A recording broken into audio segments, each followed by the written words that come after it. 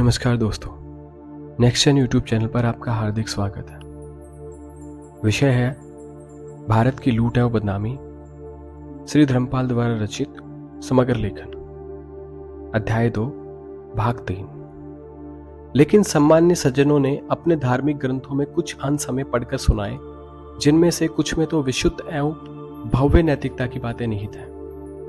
अकबर के समय की बात भी हमारे समक्ष उद्धृत की गई तथा बंगाल के समय एक अधिकारी का अत्यंत उत्कृष्ट कार्य प्रकाशित भी हुआ है, जो कि समग्र रूप से हिंदुओं के पवित्र धर्म ग्रंथ के उदाहरणों पर आधारित है।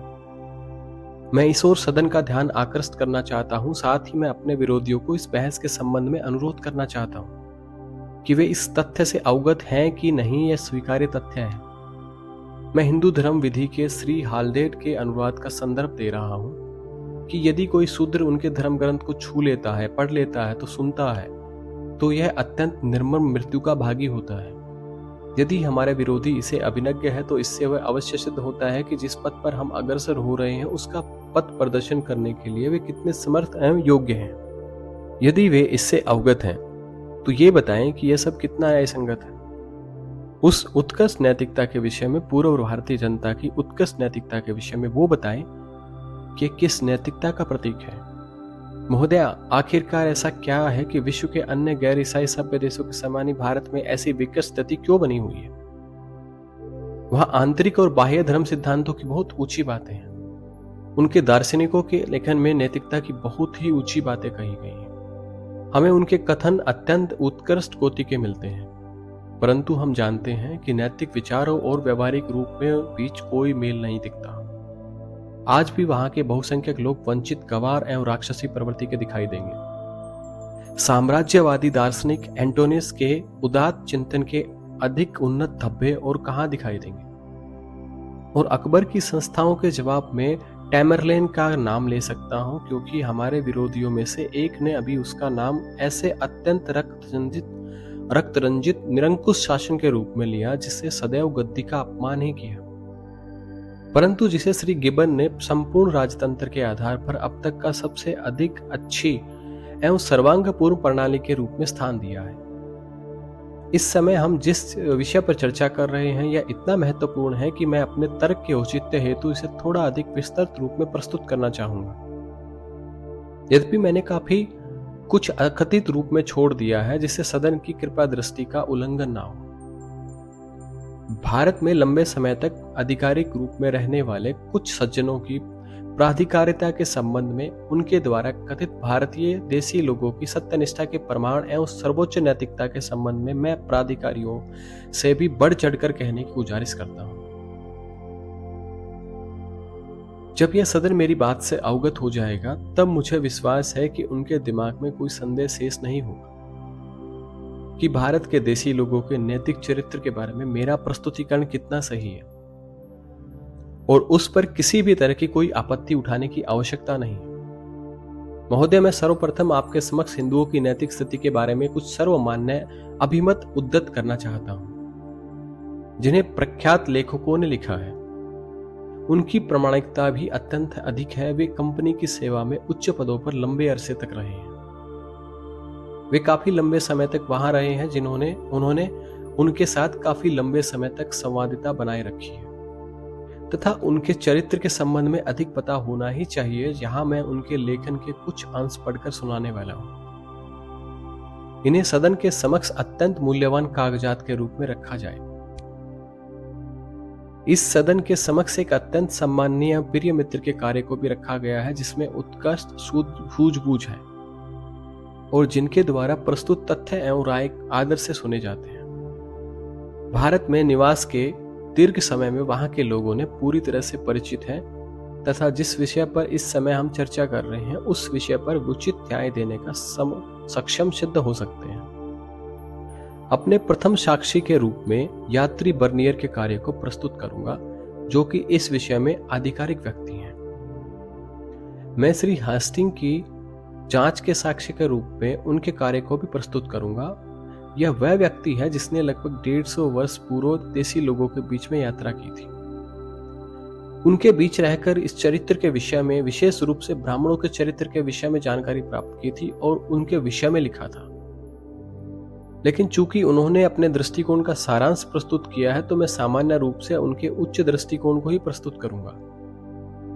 ब्राह्मण लोगों के विषय में श्री स्कपटन ने भी विचार व्यक्त किए हैं जिनका निर्देशात्मक कार्य लगभग 50 वर्ष पूर्व प्रकाशित किया गया था।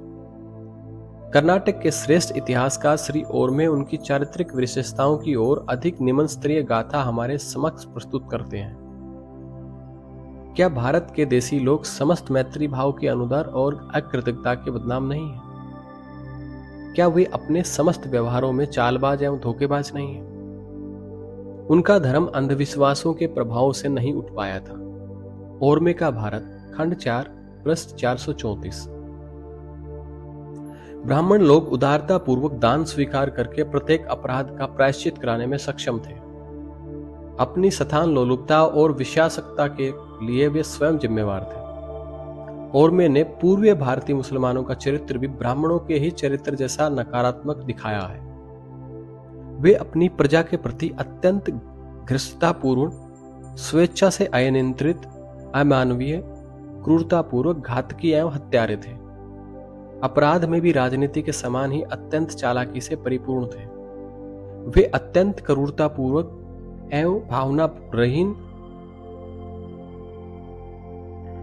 भावनाहीन रूप से अपराध करते हैं। दैनंदिन कार्यों की तरह ही वे अपराध का आचरण करते हैं।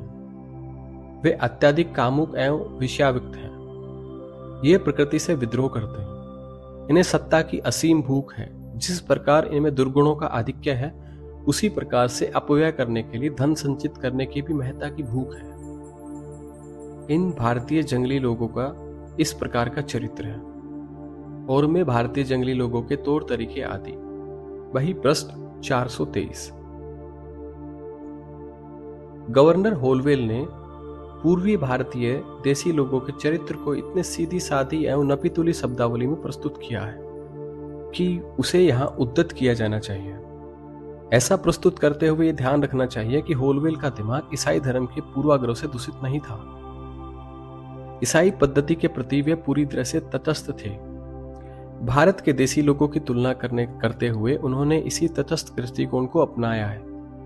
भारत के देसी लोगों के संबंध में वे लिखते हैं, लोगों की यह एक ऐसी प्रजाति है जो अपने आरंभिक समय में ही आम विश्वास एवं ईमानदारी के विचार के प्रति पूर्ण रूप से अनजान ही है। ये देसी लोग सामान्यतः विश्व की किसी भी प्रजाति के लोगों की तुलना में अधिक खतरनाक एवं दुष्ट प्रकृति के होते हैं। यदि इनमें कुछ उत्कर्ष रूप से भी होते हैं तो विशेष रूप से वे ब्राह्मण होते हैं। हम विश्वास के साथ ये कह सकते हैं कि जब हमने कोलकाता की न्यायिक अदालत में लगभग 5 वर्ष पदभार संभाला था, तब हमारे समक्ष जब भी कोई जघन्य जातिगत द्वेष, अपराध या हत्या का मामला आया था, अंत में यह सिद्ध हुआ था कि उसकी जड़ में कोई न कोई ब्राह्मण व्यक्ति था।